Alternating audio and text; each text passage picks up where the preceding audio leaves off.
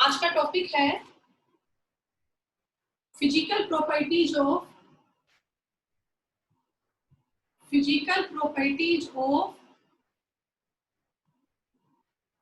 Aldehydes and ketones. Physical property of aldehyde and ketone, डालिए heading. तो बेटा सबसे पहली फिजिकल प्रॉपर्टी है फिजिकल स्टेट की। अब अगर फिजिकल स्टेट में बात करेंगे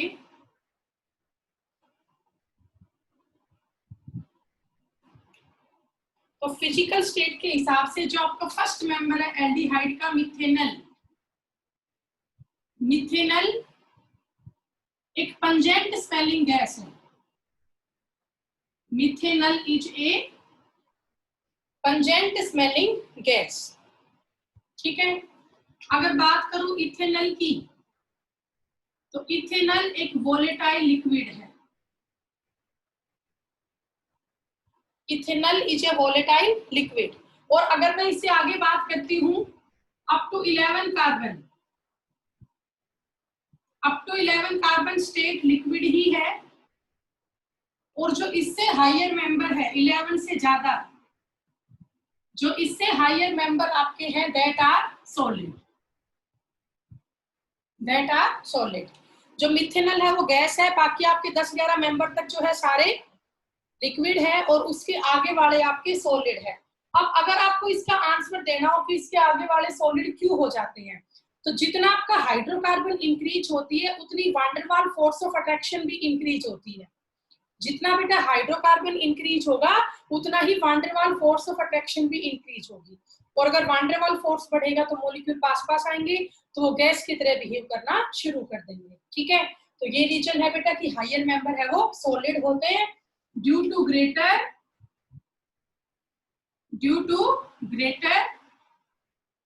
van der Waal force of attraction. Due to greater Van der Waal force of attraction. अब इसके बाद सेकंड हम करेंगे, फिजिकल स्टेट तो हमारी हो चुकी है, तो अब हम यहाँ बात कर लेते हैं स्मेल की, ऑर्डर की। ठीक है। कि इनकी फ्रेग्रेंस कैसी है, ऑर्डर कैसी है। तो अगर हम एल्डिहाइड और कीटोन की फ्रेग्रेंस की बात करते हैं तो जो आपके शुरू के मेंबर होते हैं, जो लोअर मेंबर होते हैं, वो पंजेंट होते हैं। बेटा पंजेंट मीन्स उनकी बहुत तीखी स्मेल होती है, पंजेंट होते हैं वो। लेकिन जैसे जैसे आपके कार्बन एटम बढ़ने शुरू होते हैं तो उनकी पंजेंट स्मेल तो कम होती जाती है और प्लीजेंट स्मेल है वो बढ़ती जाती है। बेटा प्लीजेंट का मीनिंग समझ रहे हो ना? As the number of hydrocarbon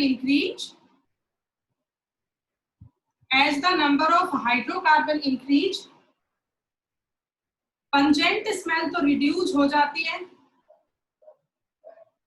pungent smell reduce, और जो प्लीजेंट स्मेल है वो बढ़ जाती है, एनहांस हो जाती है। ठीक है।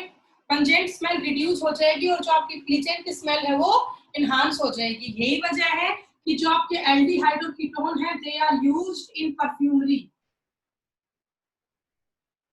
कीटोन और एल्डिहाइड को हम परफ्यूमरी में यूज करते हैं क्योंकि इनकी स्मेल बहुत ही प्लीजेंट होती है, हायर मेंबर की प्लीजेंट स्मेल होती है। ठीक है। तो ये दो हमने फिजिकल प्रॉपर्टी यहाँ पे डिस्कस कर ली है, फिजिकल स्टेट की और ऑर्डर की। अब इसके बाद थर्ड हम करेंगे। थर्ड आप लोग हेडिंग डाल लो सोल्यूबिलिटी की। थर्ड आप हेडिंग डालिए सोल्यूबिलिटी। अब अगर हम सोल्यूबिलिटी की बात करें तो क्या होगा, देखिए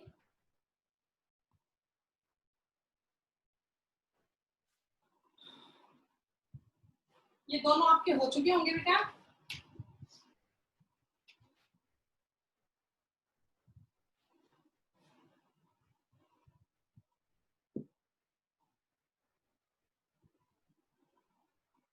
तो अब हमारा थर्ड फैक्टर सोल्यूबिलिटी।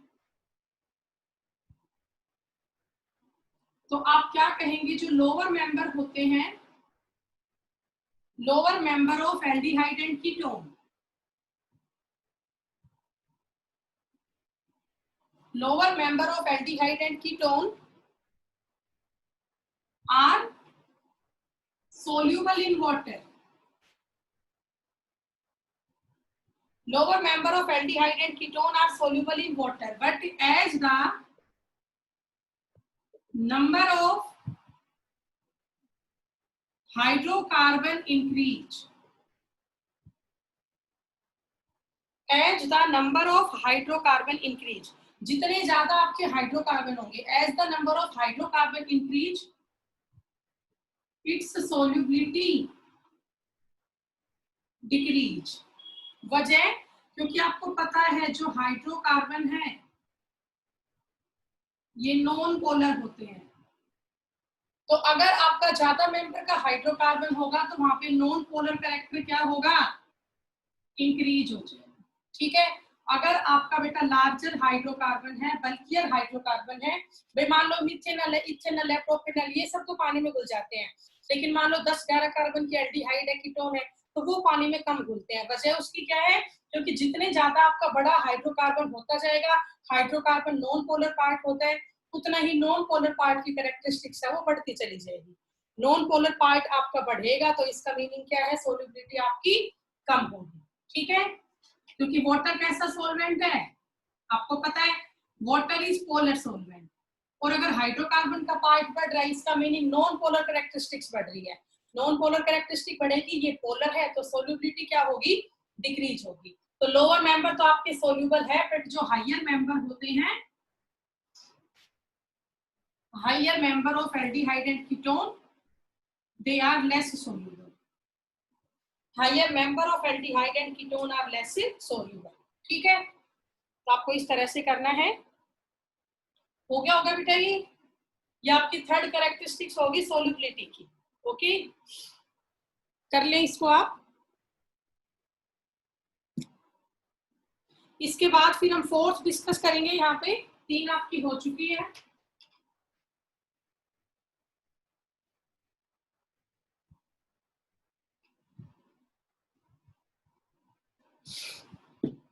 फोर्थ है हमारी बॉइलिंग पॉइंट की।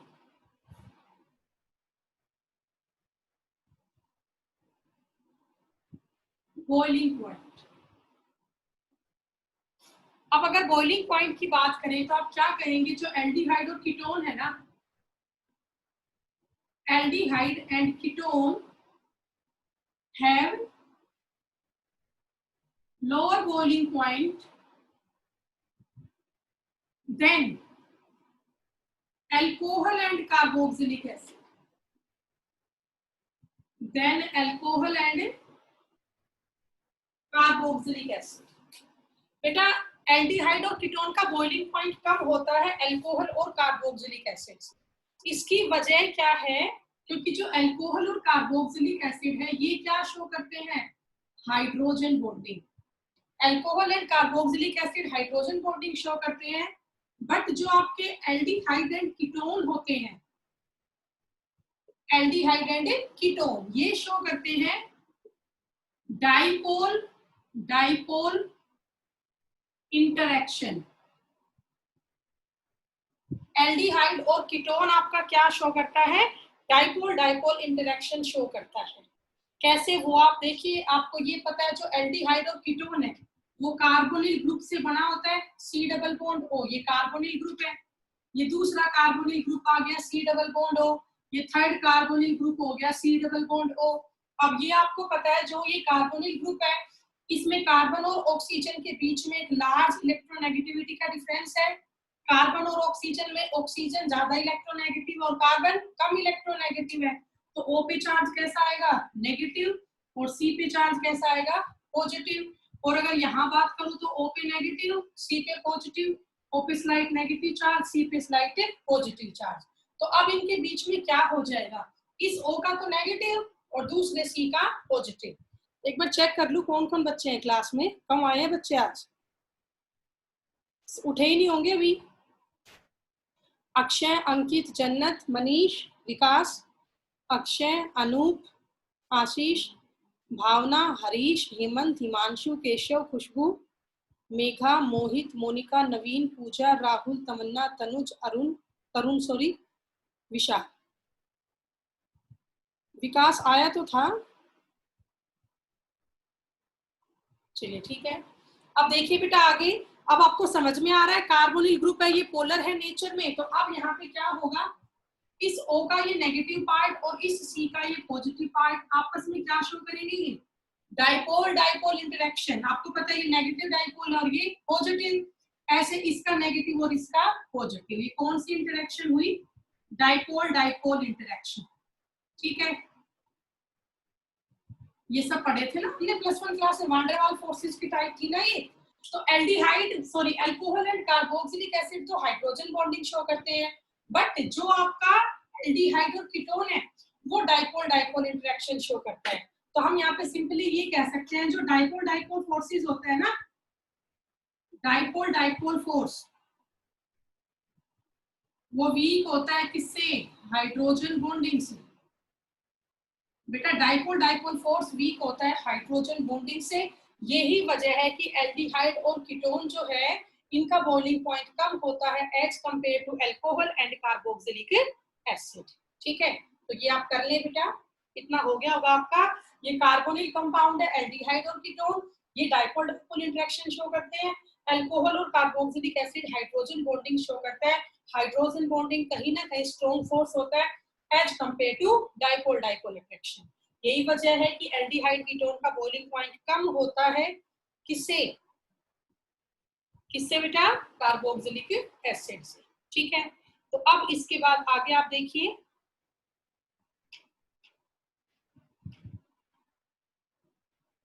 अब अगर हम बात करते हैं कीटोन एंड एल्डिहाइड में, कीटोन एंड एल्डिहाइड में, तो आप कहेंगे जो कीटोन्स है ना, ketones have slightly higher boiling point, higher boiling point. बेटा कीटोन का कहीं ना कहीं बॉइलिंग पॉइंट ज्यादा होता है किससे, ketones have slightly higher boiling point than aldehyde. अब इसकी वजह क्या है, कीटोन का बॉइलिंग पॉइंट क्यों कम होता है, ज्यादा क्यों होता है एल्डिहाइड से। आपको पता है कीटोन में 2 R ग्रुप होते हैं, ये होता है कीटोन, ठीक है, ये कीटोन है। और एल्डिहाइड में क्या होता है, एक R ग्रुप एक H, ये एल्डिहाइड। तो कीटोन में यहाँ पे प्रेजेंट है 2 R ग्रुप। R ग्रुप पता आपको कैसे होते हैं, इलेक्ट्रॉन रिलीजिंग। R ग्रुप होता है इलेक्ट्रॉन रिलीजिंग, तो ये R ग्रुप भी इस कार्बन को इलेक्ट्रॉन दे रहा है और ये R ग्रुप भी इस कार्बन को इलेक्ट्रॉन दे रहा है। ठीक है, ये दोनों दे रहे हैं, इसमें एक ही R ग्रुप कार्बन को इलेक्ट्रॉन देता है। तो अगर मैं इन दोनों में बात करूं तो जो कीटोन है ना, कीटोन पे कहीं ना कहीं पोलैरिटी इंक्रीज हो जाती है, कीटोन में कहीं ना कहीं जो पोलैरिटी है वो ज्यादा हो जाती है एज कंपेयर टू यहाँ पे लेस पोलैरिटी। पोलैरिटी इस पे ज्यादा क्यों है, क्योंकि यहाँ 2 इलेक्ट्रॉन रिलीजिंग ग्रुप जुड़े हुए हैं। ठीक है, तो यहाँ कहीं ना कहीं कार्बोनिल ग्रुप पे पोलैरिटी बढ़ जाती है, लेकिन यहाँ पे इसके कंपैरिजन में पोलैरिटी कम है यहाँ पे। ठीक है, तो अगर पोलैरिटी बढ़ेगी तो बॉइलिंग पॉइंट भी क्या होगा, बढ़ेगा। ठीक है, if polarity increase then boiling point also increase. यही वजह है बेटा कि जो आपका एल्डिहाइड और कीटोन है, इसमें से कीटोन का बॉइलिंग पॉइंट ज्यादा होता है एज कंपेयर टू एल्डिहाइड। ठीक है, तो ये आप लोग कर ले।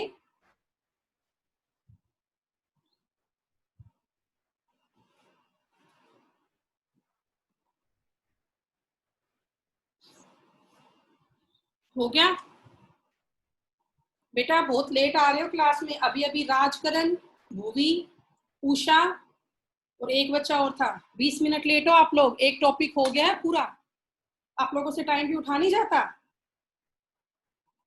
6:20 हो चुके हैं।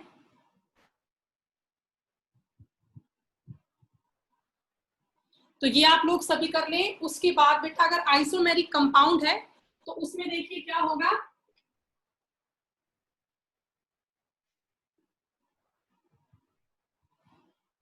ये टॉपिक अब बाद में देख के कर लेना बेटा। जो कार्बोक्सिलिक एसिड है उसका सबसे ज्यादा होता है बॉइलिंग पॉइंट। कार्बोक्सिलिक एसिड से कम होता है अल्कोहल का, ठीक है। अल्कोहल से कम होता है कीटोन का, कीटोन से कम होता है एल्डिहाइड, ओके। एल्डिहाइड से कम होता है ईथर, और ईथर से कम होता है एल्कीन। अभी मैंने आपको सारा समझा दिया है क्यों। कार्बोक्सिलिक एसिड में ग्रेटर एक्सटेंट में होती है हाइड्रोजन बॉन्डिंग, उससे थोड़ी कम हाइड्रोजन बॉन्डिंग अल्कोहल में होती है। कीटोन एल्डिहाइड में डाइपोल डाइपोल इंटरेक्शन होता है। कीटोन में कहीं ना कहीं पोलैरिटी ज्यादा है, इसीलिए कीटोन का बॉइलिंग पॉइंट ज्यादा होता है एल्डिहाइड से, उससे कम होता है ईथर का, और सबसे कम किसका होगा, एल्केन का। तो ये आप लोगों का बॉइलिंग पॉइंट का ऑर्डर है। अब एक क्वेश्चन आप लोगों को यहाँ पे करना है, arrange the following, arrange the following in decreasing order of, arrange the following in decreasing order of boiling point। मैं आपको कुछ कंपाउंड दूंगी, आपको उन कंपाउंड को अरेंज करना है in decreasing order of boiling point, ठीक है। पहला है CH3 CH2 CH2 CH, okay. उसके बाद सेकंड आपका है CH3 CH2 CH2 OH, ठीक है। फिर थर्ड है आपका C2H5O C2H5, एंड लास्ट है आपका CH3 CH2 CH2 CH3। तो आपको इनका अरेंज करना है बॉइलिंग पॉइंट। करो बेटा, कैसे होगा, शाबाश।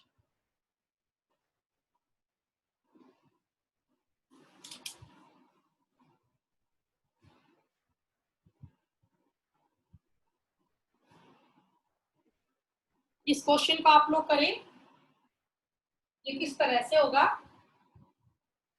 आपको दिखाई दे रहा होगा। इसमें एल्डिहाइड ग्रुप है, इसमें अल्कोहल ग्रुप है, यहाँ पे ईथर है, और यहाँ पे सिर्फ एल्केन है, पेंटेन। अगर आप इन सभी का मोलिकुलर मास कंपेयर करोगे ना, तो आप देखोगे इन सब का मोलिकुलर मास सेम सेम सा, ये कंपेरेबल है। चाहे आप लोग करके देख लो इनको, सभी का आपको सेम सेम सा मिलेगा मोलिकुलर मास। लेकिन molecular mass near about same होने के बाद भी बॉइलिंग पॉइंट अलग अलग होगा, ठीक है। तो मैं एक बार आप लोगों को अनम्यूट कर देती हूँ, कोई बताना चाह रहा है तो बोलना भी। हाँ, भी कोई बताना चाहता है इस क्वेश्चन का आंसर क्या होगा।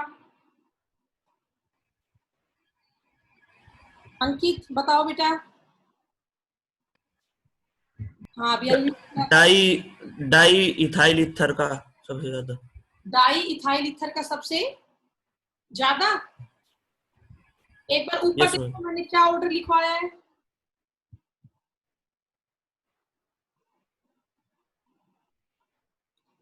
देखिए ऊपर ऑर्डर क्या लिखवाया है, कार्बोक्सिलिक एसिड का सबसे ज्यादा है। इसमें कार्बोक्सिलिक एसिड तो है नहीं, तो फिर या अल्कोहल आएगा। अल्कोहल ये है, तो फर्स्ट नंबर पे कौन रहेगा, अल्कोहल। फिर सेकंड नंबर पे क्या आएगा, कीटोन। कीटोन इसमें है ही नहीं। कीटोन के बाद क्या है, एल्डिहाइड, तो सेकंड नंबर पे ये आएगा एल्डिहाइड। फिर थर्ड नंबर पे क्या आएगा, ईथर, और फोर्थ नंबर पे क्या आएगा, एल्केन। बेटा चारों में खास डिफरेंस थोड़ी ना है बॉइलिंग पॉइंट का, कंपेरेबल सा बॉइलिंग पॉइंट है सभी। तो सबसे हाई होगा अल्कोहल का, क्योंकि अल्कोहल हाइड्रोजन बॉन्डिंग शो करता है। उसके बाद आपका एल्डिहाइड, क्योंकि aldehyde dipole dipole interaction show करता है। उसके बाद आपका ईथर, और सबसे कम किसका होगा, एल्केन का, क्योंकि एल्केन तो कोई भी इंटरेक्शन शो ही नहीं करता, ठीक है। बस आप ये सीरीज याद रखो ना, क्वेश्चन आपके सारे ठीक हो जाएंगे। एक क्वेश्चन पक्का आएगा अरेंज करने का, फिजिकल प्रॉपर्टी से बेटा क्वेश्चन या तो कंसेप्चुअल आता है कि दो का कंपैरिजन पूछ ले, बताओ इसका कम क्यों है, इसका ज्यादा क्यों है। तो या तो फिजिकल प्रॉपर्टी से कंसेप्चुअल क्वेश्चन आएगा, या आप लोगों का अरेंजमेंट का क्वेश्चन आएगा इंक्रीजिंग ऑर्डर में और डिक्रीजिंग ऑर्डर में, ठीक है। तो ये आप ध्यान रखना भाई। तो इसी के साथ ये आपका टॉपिक पूरा हुआ, physical properties of aldehyde and ketone का। अब इससे आगे हम करेंगे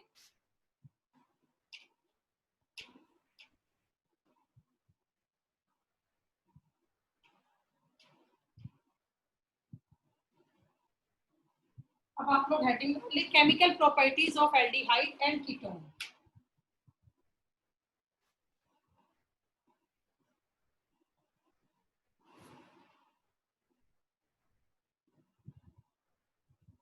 केमिकल प्रॉपर्टीज ऑफ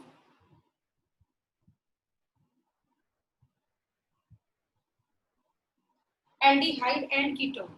ठीक है, अब ये टॉपिक हम शुरू कर रहे हैं। तो सबसे पहला बेटा,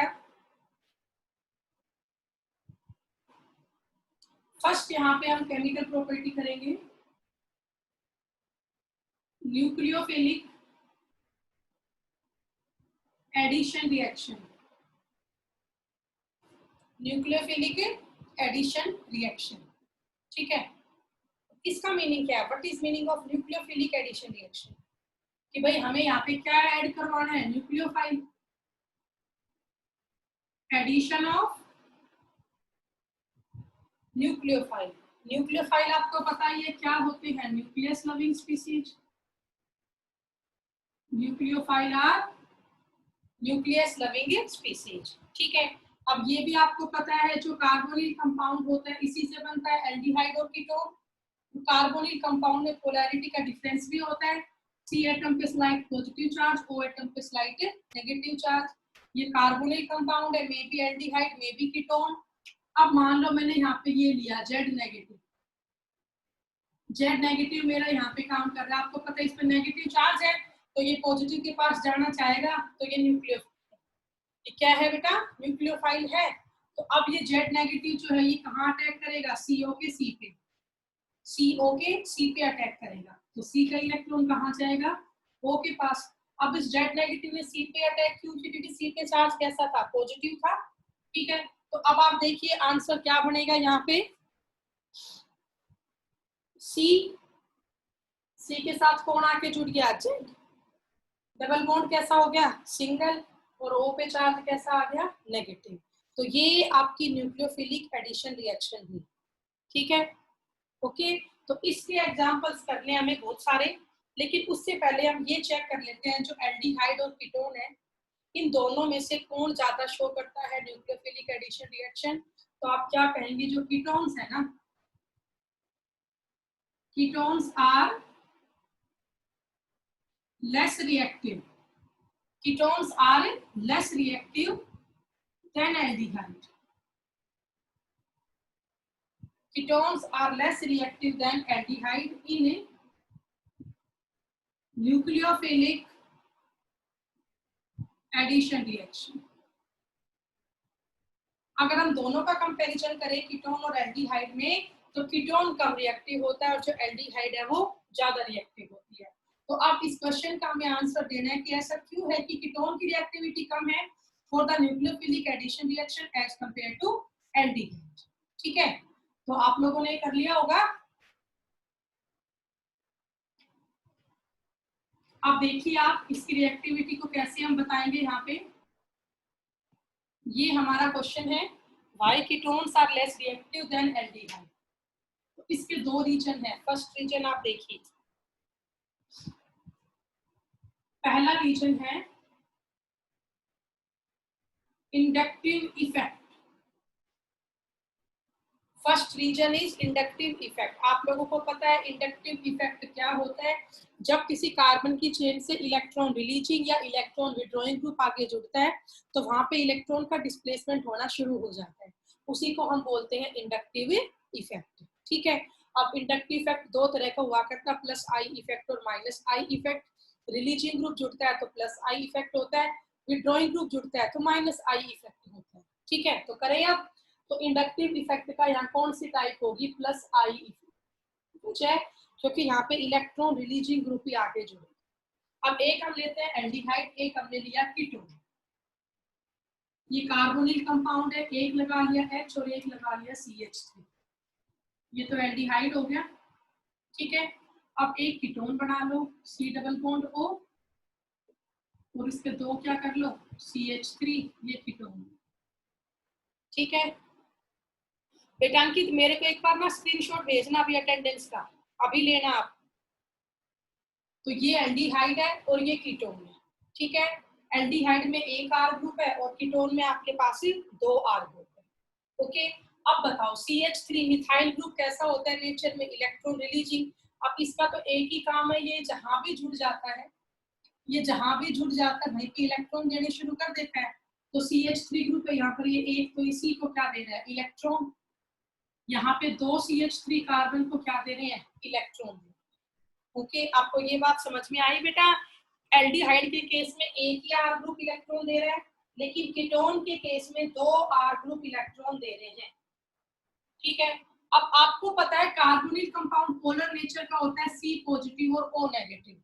लेकिन जब ये मिथाइल ग्रुप इस कार्बन को इलेक्ट्रॉन देगा तो इस कार्बन पे क्या बढ़ जाएगी, इलेक्ट्रॉन डेंसिटी। इस कार्बन पे क्या बढ़ जाएगी, इलेक्ट्रॉन डेंसिटी बढ़ जाएगी। ऐसा ही होगा ना बेटा, इस कार्बन पे क्या इंक्रीज हुई, इलेक्ट्रॉन डेंसिटी। अब अगर आप इन दोनों का कंपैरिजन करते हो तो इन दोनों में से कहां पर इलेक्ट्रॉन डेंसिटी ज्यादा है। आप देख सकते हो यहाँ पे एक ही R ग्रुप इलेक्ट्रॉन दे रहा है, बट इस केस में 2 R ग्रुप इलेक्ट्रॉन दे रहे हैं। तो इस कार्बन पे ज्यादा इलेक्ट्रॉन चले गए, हिसाब से C पे बढ़ना तो क्या चाहिए, पॉजिटिव चार्ज, O पे क्या रहना चाहिए, नेगेटिव चार्ज। बट यह हो तो उल्टा रहा है, ये दोनों CH3 इस कार्बन को क्या दे रहे हैं, इलेक्ट्रॉन दे रहे हैं। तो कार्बन पे इलेक्ट्रॉन की डेंसिटी बढ़ती जा रही है। इसका मतलब इस कार्बन पे तो नेगेटिव चार्ज बढ़ रहा है, और पोलैरिटी का मीनिंग कार्बन पे चार्ज होना कैसा चाहिए, पॉजिटिव। तो इस केस में कहीं ना कहीं रिएक्टिविटी कम हो जाएगी। भाई न्यूक्लियोफिलिक एडिशन रिएक्शन है, न्यूक्लियोफाइल तो कहाँ अटैक करेगा, न्यूक्लियस लविंग स्पीसीज है, पॉजिटिव चार्ज के पास अटैक करेगा। लेकिन अगर ये कंडीशन हम देखते हैं तो इन C पे क्या बढ़ जाएगी, नेगेटिव चार्ज की डेंसिटी बढ़ जाएगी। तो अगर इन दोनों को कंपेयर करती हूँ तो यहाँ एक ही R ग्रुप इलेक्ट्रॉन दे रहा है, यहाँ 2 दे रहे हैं। तो कंपैरिजन में कहीं ना कहीं इस कार्बन पे इलेक्ट्रॉन डेंसिटी कम होगी। ठीक है, इस कार्बन पे लेस इलेक्ट्रॉन डेंसिटी है एज कंपेयर टू कीटोन। तो यही वजह है कि जो आपका कीटोन है वो कहीं ना कहीं कम रिएक्टिव होता है for nucleophilic addition reaction as compare to aldehyde. आपको समझ में आई बेटा ये बात। जो कार्बोनिल कंपाउंड है, एल्डिहाइड में एक R ग्रुप होता है, कीटोन में 2 R ग्रुप होते हैं।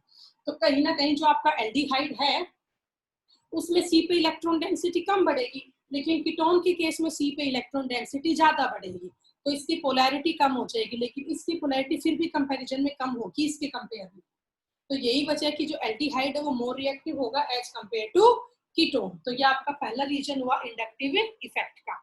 अब इसके बाद सेकंड रीजन आप लोग देखिए, ये हो गया होगा बेटा। तो सेकंड रीजन एक और है स्टीरिक हिंड्रेंस का।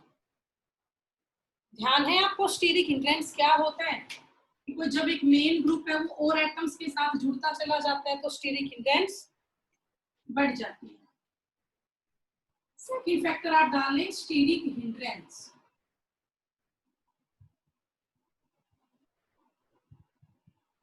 मतलब किसी भी एक मेन फंक्शन ग्रुप का बड़े बड़े ग्रुप से मिल जाना, इसी को हम बोलते हैं स्टीरिक हिंड्रेंस। तो आज हम स्टीरिक हिंड्रेंस की बात करेंगे। तो ये हमारा कार्बोनिल कंपाउंड है, ये तो एल्डिहाइड हुआ, और ये हमारा कीटोन है। तो आप सबको समझ में आ रहा होगा जो एल्डिहाइड है, एल्डिहाइड के केस में एक R एटम और एक H एटम है, और कीटोन के केस में दोनों ही R ग्रुप है। तो आप बताइए कहीं ना कहीं किस पे स्टीरिक हिंड्रेंस ज्यादा है, यहाँ पर ग्रेटर नंबर में क्या है, alkyl group, greater number of alkyl group, यहाँ एल्काइल ग्रुप ज्यादा नंबर में है। अगर एल्काइल ग्रुप ज्यादा नंबर में होंगे इसका मतलब क्या होगा, स्टीरिक हिंड्रेंस इंक्रीज होगी। Greater number of alkyl group, तो स्टीरिक हिंड्रेंस क्या होगी, इंक्रीज। और आप लोगों ने पढ़ रखा है जितनी स्टीरिक हिंड्रेंस बढ़ती है उतनी ही रिएक्टिविटी कम होती है। अब यहाँ स्टीरिक हिंड्रेंस इंक्रीज हुआ, इसका मीनिंग रिएक्टिविटी डिक्रीज, रिएक्टिविटी यहाँ पे डिक्रीज होगी। बेटा इसमें फिर भी एक ही R ग्रुप है, तो इस पर फिर भी कम स्टीरिक हिंड्रेंस है एज कंपेयर टू कीटोन। ठीक है ना, ये एल्डिहाइड का केस है और ये हमारा कीटोन का केस है। तो यहाँ फिर भी एल्डिहाइड पे स्टीरिक हिंड्रेंस कम है एज कंपेयर टू कीटोन। तो यही वजह है कि जो एल्डिहाइड है ना वो मोर रिएक्टिव है व्हेन कीटोन। तो ये आपके दो हमने यहाँ पे कंडीशन की जिससे ये प्रूफ हो जाता है कि कीटोन्स आपके लेस रिएक्टिव होते हैं as compare to aldehyde during nucleophilic addition reaction. Okay, आगे आपको ये समझ में, बताओ कोई डाउट है तो आपको इसमें?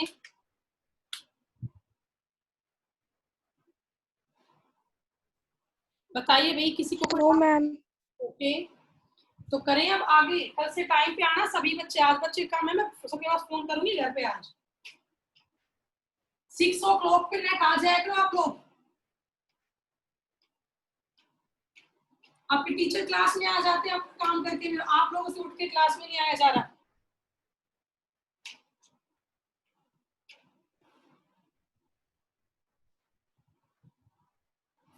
अब अगर हम बात करते हैं जो एरोमेटिक एल्डिहाइड एंड कीटोन है, एरोमेटिक एल्डिहाइड एंड कीटोन वो लेस रिएक्टिव होते हैं than aliphatic aldehyde and ketone. ठीक है, एरोमेटिक कंपाउंड लेस रिएक्टिव है यहाँ as compare to aliphatic compound in nucleophilic addition reaction, in nucleophilic addition reaction. Okay, अब इसका रीजन आपको पता है, एरोमेटिक एल्डिहाइड कीटोन है, मान लिया ये है CHO, ठीक है, ये एरोमेटिक ग्रुप है। ओके, तो इसको आप कैसे समझ सकते हो? Due to resonance, due to resonance. ठीक है, ये क्या शो करेगा? रेजोनेंस शो करेगा। एलिफेटिक एल्डिहाइड और कीटोन रेजोनेंस शो नहीं करते। तो एक और बात, एरोमेटिक एल्डिहाइड और कीटोन में मोर रिएक्टिव कौन है? एरोमेटिक एल्डिहाइड मोर रिएक्टिव है as compare to aromatic ketone. ये क्या है? एसिटोफिनोन है ना, कीटोन ग्रुप है, इसमें फंक्शन ग्रुप। और ये आपका क्या है? बेंजल्डिहाइड। तो पहली बात तो ये एरोमेटिक कंपाउंड कम रिएक्टिव होते हैं एलिफेटिक कंपाउंड से ड्यूरिंग न्यूक्लियोफिलिक एडिशन। और दूसरी बात ये कि जो आपका एरोमेटिक कंपाउंड है इसमें एल्डिहाइड मोर रिएक्टिव होता है as compare to ketone during nucleophilic addition. ठीक है, तो बेटा यहाँ पर ये दो कंडीशन आपको ध्यान रखनी है। ओके, तो अब इसके बाद एक क्वेश्चन मैं आपको देती हूँ, वो आप लोगों को अरेंज करना है। मैं एक बार दोबारा बता दूं। देखो बेटा, इसमें क्या है, एरोमेटिक कंपाउंड है, ये एरोमेटिक एल्डिहाइड है, ये एरोमेटिक कीटोन है। इनमें क्या होगा? रेजोनेंस शो होगा। यहाँ पे क्या शो होगा? रेजोनेंस। अच्छा, अब इनका रेजोनेंस कैसे होगा वो आप लोग देखिए। जैसे मान लीजिए मैंने एल्डिहाइड लिया, ओके, बेंजीन पे CHO, कॉन्जुगेशन तो यहाँ पूरी है, कॉन्जुगेशन कंप्लीट है, लेकिन इस बार जो ये CHO ग्रुप है ना, ये इलेक्ट्रॉन विड्रॉइंग है नेचर में, तो रेजोनेंस भी इसका अलग होगा। देखिए रेजोनेंस इसका ऐसे होगा बेटा, सबसे पहले ये वाला बॉन्ड यहाँ ट्रांसफर होगा, तो C का इलेक्ट्रॉन कहाँ चला जाएगा? O के पास। तो रेजोनेंस किया तो क्या आया? ये दो बॉन्ड तो एज इट इज है, ये बॉन्ड कैसा हो गया? डबल। C पर एक क्या है? H, ये डबल बॉन्ड कैसा हो गया? सिंगल। और O पे चार्ज कैसा आ गया? नेगेटिव। O पे चार्ज कैसा आया? नेगेटिव। और यहाँ पे कैसा चार्ज रह गया? पॉजिटिव चार्ज रह गया। ठीक है, अब तुम्हें क्या करवाना है? Nucleophilic addition reaction. ओके, अब बेटा इसका पॉजिटिव चार्ज कम करवाओ, तो ये वाला बॉन्ड अब यहाँ शिफ्ट होगा।